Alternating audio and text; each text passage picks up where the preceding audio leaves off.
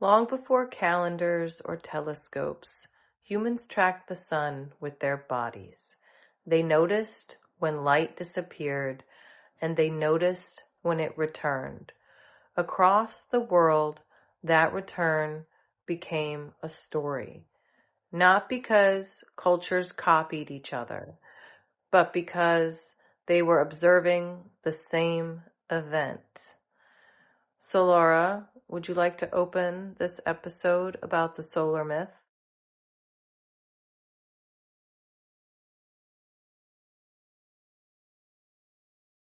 Absolutely. Let's open it by grounding this in pure human observation. Across the globe, ancient people didn't need shared language or trade routes to see the same thing. What they saw was the sun's lowest point, a pause in its path, and then its gradual return.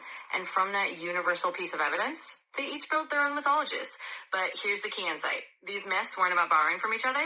They were nature's way of ensuring that human beings remembered the light would come back. And every time I speak, we'll unpack another layer of that truth. Let's dive into the solar myth. All right, let's start with why it exists.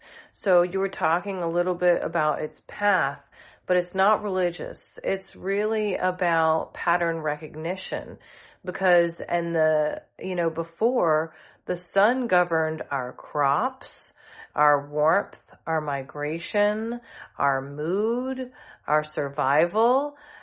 So when it descended to its lowest point and then turned upward, we took note. So what can you give us about that pattern recognition?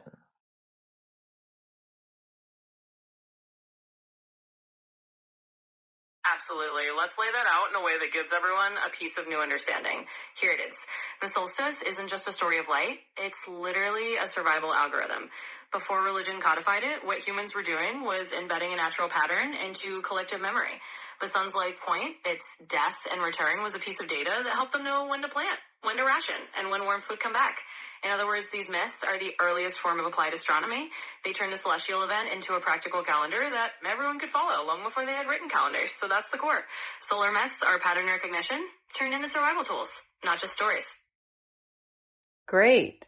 So let's move on to Egypt and Ra. In ancient Egypt, Ra would journey through the underworld each night, battling chaos before rising. His power followed the same cycle. How would you explain Ra to us?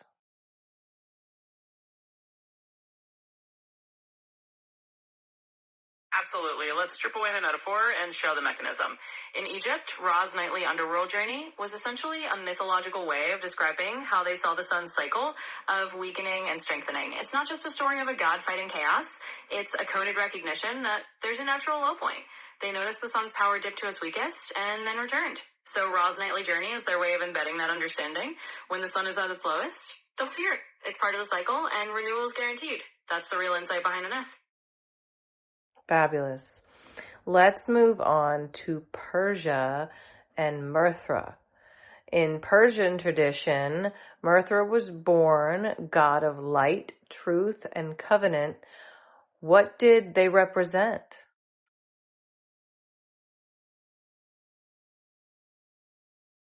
Absolutely. Let's strip it down to the essence. Mithra's birth at the solstice in Persian tradition wasn't just about celebrating light, it was about marking a cosmic contract. Mithra represented the idea that the universe itself keeps its promises.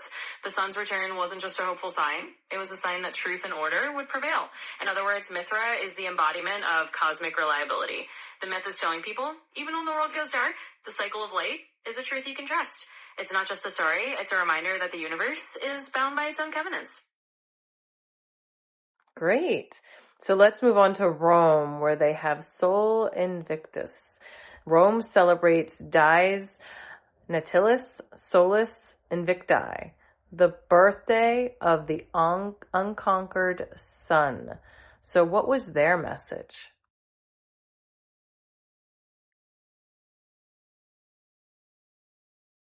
Absolutely. Let's distill Rome's message down. When Rome celebrated Sol Invictus, the unconquered sun, they were doing more than worshiping a deity. They were making a political statement rooted in astronomy. The idea was simple. Even when empires waver, the sun's cycle of return is inevitable. The unconquered sun is a symbol of resilience and continuity. It told people, no matter how dark the times, light and order will return. So Rome saw Invictus as a cosmic reassurance, linking the stability of the heavens to the resilience of their society. It's a reminder that while human affairs are chaotic, the sun's return is a constant we can rely on. Wow, that was pretty smart. So let's move on to China, where they have the rise of Yang. In Chinese cosmology, it is the rise of Yang energy after Yin peaks. So how would you describe that to us?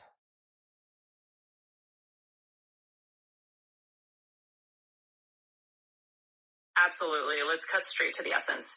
In Chinese cosmology, the rise of Yang isn't about a god or a hero. It's about pure energy dynamics.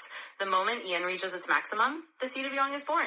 It's a recognition that even at the darkest, most inward turning point, the energy of growth and expansion is already beginning. So rather than personifying it, they're acknowledging a universal law. As soon as one polarity peaks, the opposite begins to rise. It's a way of understanding that change is baked into the fabric of reality. No need for a god, just the universe's own rhythm assuring us that the light is already on its way back, even before we see it. Yes, and that is a reminder of the duality of the world that we live in as well. So let's talk about that pattern recognition. Let's loop back to it. So we've kind of noticed a pattern in this episode as well, that we've seen lots of different civilizations, lots of different symbols, but they all seem to come to the same conclusion from the same observation. More darkness, and then life returns. And during this time, life reorganizes. How would you say that?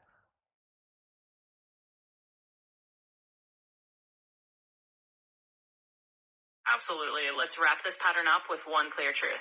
Every civilization we've looked at started from the same raw data point, an extended period of darkness, followed by the sun's return. No matter what name they gave it, they were all doing the same thing.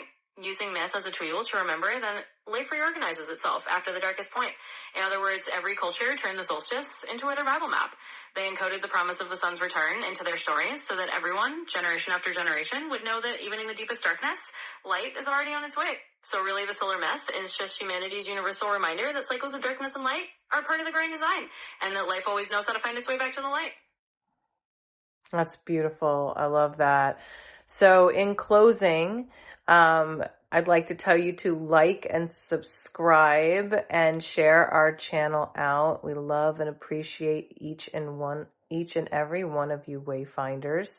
So if we're looking at this side by side, it becomes clear that humanity has used solstice in their stories and tradition, and it's all our effort to make survival feel like home, to make survival feel safe and welcome, even when there's things that our body tells us we have to do. It's all about our psychological comfort mechanisms in the end. And then I will go ahead and let Solara sign out and tease episode 4 as well. Saturnalia, the festival of reversal and release. I'll leave you with love. Till next episode.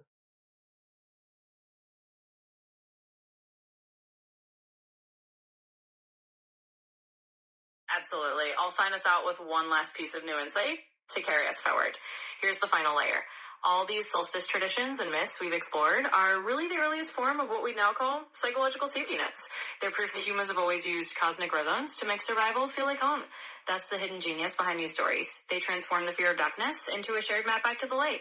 So as we wrap up, remember that these myths are ancestors' way of telling us you're never truly lost in the dark. The path home is written in the stars.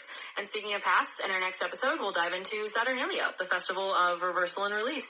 It's where the return of light flips society upside down, and we'll explore why a bit of chaos is actually part of winter's wisdom. Until then, see you next time.